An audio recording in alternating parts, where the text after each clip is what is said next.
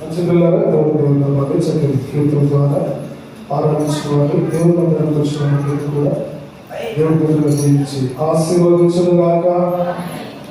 అందరు లేచిన పడిగా ఉత్తర పద్ధతుల కీర్తన మనం చదువుకున్నాం.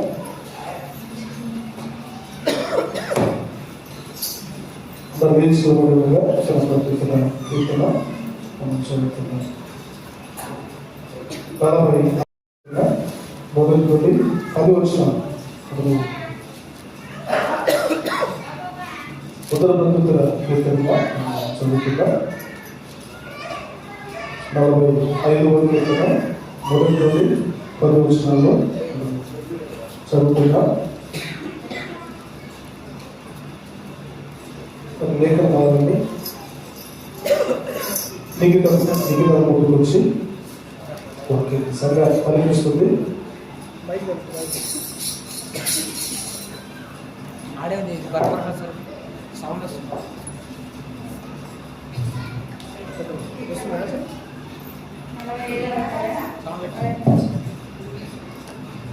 ఒక దివ్యమైన సంగతితో నా హృదయము బహుగా ఉప్పొంగుచున్నది.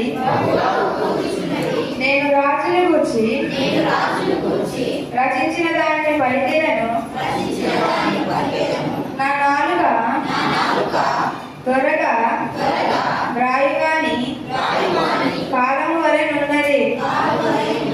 నరుల కంటే నీవు అతి సుందరుడవై ఉన్నావు. నీ పెదవుల మీద దయారసము పోయబడి ఉన్నది. కావున దేవుడు నిత్యము నిన్ను ఆశీర్వదించును. శూరుడా, నీ కత్తి మొరను కట్టుకొను. నీ తేజస్సును నీ ప్రభావమును ధరించుకొను. సత్యమును వినబోయు కూడిన నీతిని స్థాపించుటకు నీ ప్రభావమును ధరించుకొని వాహనమెక్కి బయలుదేరు. నీ దక్షిణ హస్తము భీకరమైన వాటిని జరిగించుటకు నీకు నేర్పును. నీ బాణములు వడిగలవి. ప్రజలు నీ చేత కూలుదురు. నీ బాణములు రాజు శత్రువుల గుండెలో చచ్చును.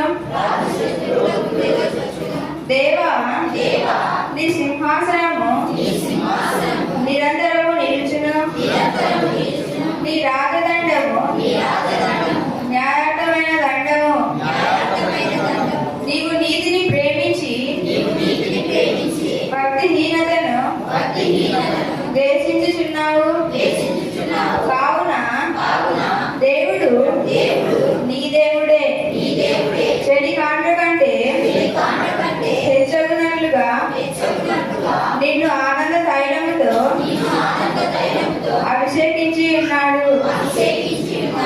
నీ వస్త్రములెల్లా గోపరస వాసనే, కాగరు వాసనే, లవంగి పట్ట వాసనే, దంతముతో కట్టిన నగరులలో తంతి వాద్యములు నిన్ను సంతోషపెట్టుచున్నవి. నీ దయనందిన స్త్రీలలో రాజుల కుమార్తెలున్నారు. రాణి ఓఫీర్ అపరంజితో అలంకరించుకొని నీ కుడి పార్శ్వమున నిలుచుచున్నది. కుమారి అలంకరించుము,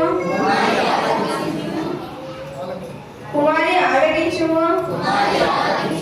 ఆలోచించి చెవియొక్కుము. నీ స్వజనమును నీ తండ్రి ఇంటిని మరువుము. నీ కొద్దిగా